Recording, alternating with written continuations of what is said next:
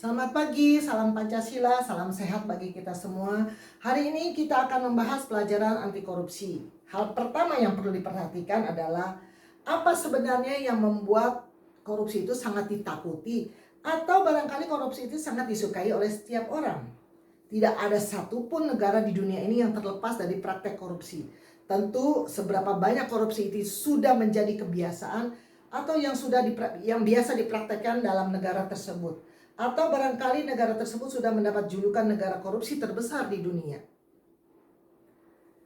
Apa itu korupsi? Korupsi berasal dari kata Latin yaitu corruptio, mempunyai kata kerja corrumpere. Secara harafiah, korupsi memiliki pengertian yaitu kebusukan, keburukan, kebejatan, ketidakjujuran, menggoyahkan, menyogok, dapat disuap, memutarbalikan, tidak bermoral, penyimpangan kesucian. Dalam Kamus Bahasa Indonesia, korupsi dapat diartikan penyelewengan atau penggelapan uang negara atau perusahaan untuk kepentingan pribadi atau golongan. Sejarah membuktikan sejak zaman kerajaan hingga abad ke-21 ini, praktek korupsi sudah dipraktekkan. Hal ini terbukti di mana dengan pemberian upeti kepada petinggi. Hal pemberian upeti itu terus berlangsung di sepanjang masa sampai di abad 21 ini. Beberapa contoh kasus korupsi yang pernah terjadi di Indonesia. Yang pertama, kasus IKTP. Tersangka Setia Novanto dalam kasus korupsi ini, negara dirugikan sebesar 2,3 triliun. Kasus kedua, kasus korupsi Gayus Tambunan. Ia seorang pegawai Direktorat Pajak melakukan penggelapan pajak. Negara mengalami kerugian 1,52 triliun. Kasus ketiga, kasus suap ekspor benih lobster.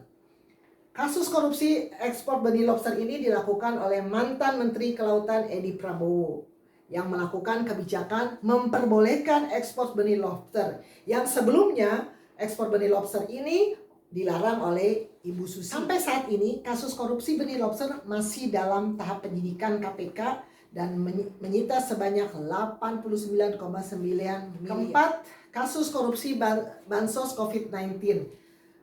Korupsi bantuan sosial berupa sembako bagi masyarakat yang dilakukan oleh mantan Menteri Sosial Juliari, di mana mantan Mensos ini menerima suap dari perusahaan penyedia bansos agar menuju perusahaan tersebut.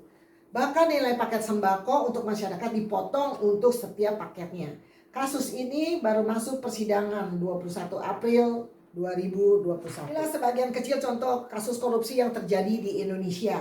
Tindakan korupsi merupakan tindakan yang sangat merugikan negara. Apa dampaknya korupsi? Yang pertama, proses peradilan yang berat sebelah. Kedua, melambatnya pertumbuhan ekonomi.